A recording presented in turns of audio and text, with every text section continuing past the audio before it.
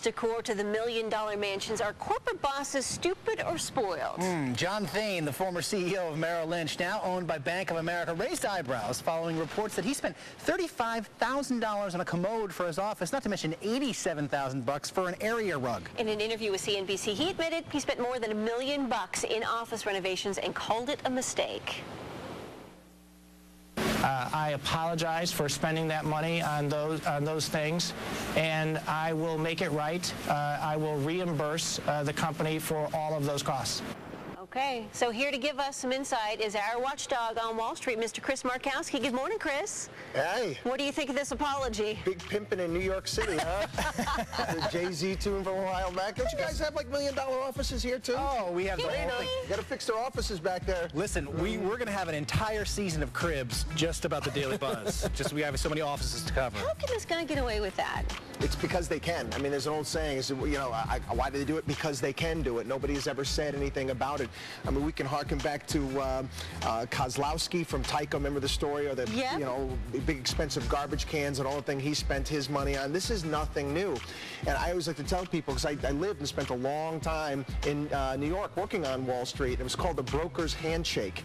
And what they do is that you, instead of walking up to somebody shaking their hand, you grab them by their tie, turning it around and seeing what brand they have. A lot of these guys want to live the rap lifestyle, and they spend like that. Well, here's the thing. $28,000 on curtains, $87,000 on an area rug, $87,000 for a pair of guest chairs, $1,400 for a trash can.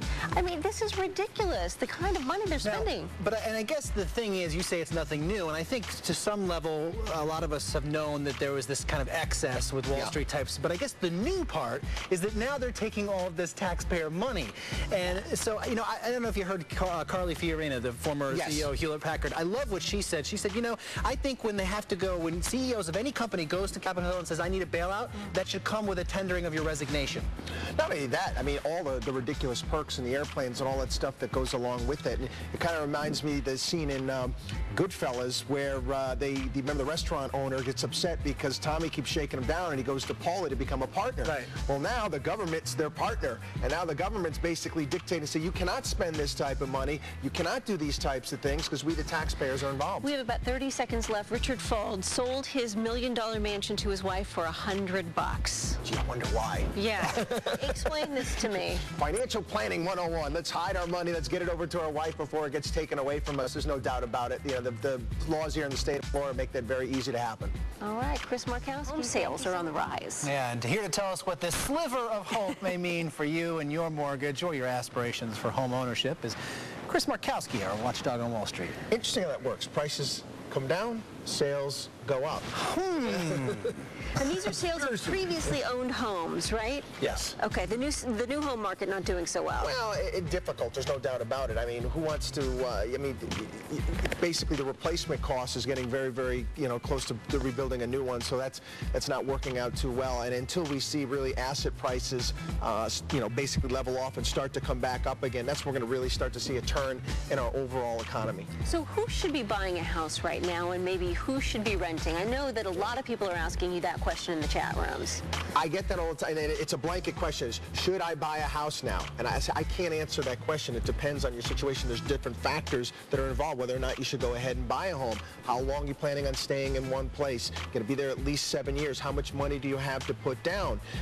If you know, you're answering in the affirmative in some of these things where you're going to stay in a certain place for a long period of time, you want to build a family, then go ahead and do so. Don't try to bottom fish. You know, wise man told me a long time ago, you can only, you know, worry about things you have control over. Trying to guess when the exact bottom of the real estate market is or where the top is going to be is an exercise in futility. Right. Homes are about affordability. How much can you afford every single month? I like to, you know, try to teach people to treat your house like the electric bill, like your car bill. You want it to be affordable every single month. Don't worry about what the value is, because over the long run, if you stay in that house for 30 years, the reality is you could have done better if you took all that money and you stuck it into into a super conservative mutual fund. Right. Because you've got upkeep involved, you've got taxes, you've got all these various different things. Yeah, you'll sell it for more than what you bought it for, but when you factor in all these various different things and interest on your mortgage payment, it's not going to be so great. So don't buy it as an investment, buy it as a place to live that you can afford. Yes, don't treat it like a bank or an ATM card or anything like that. It's a necessity. You have to eat and you need shelter. Right. Okay, so speaking of banks and interest rates, who should refinance now? Oh, I just did. Markowski should refinance. I just, well, my rate, I bought my house 3 years ago and I was paying 6.625 and I got a great rate, took, almost 200 basis points off my loan. It's going to save me a lot of money over the life of the loan, and you want to take advantage of that. That's a stimulus to your household economy. You're able to save that type of money. But if you're going to be moving in a couple years, the closing costs and the various different things may not work out that way. If you're planning on staying in the home, do it now, because you're not going to see rates down here that long. Alrighty. Yeah, just a few seconds left. Who should sell? Who should sell? Well, if you can't afford. If you can't afford the house, Time to get out. you probably should get out of it. All right, Chris. Thank you so much.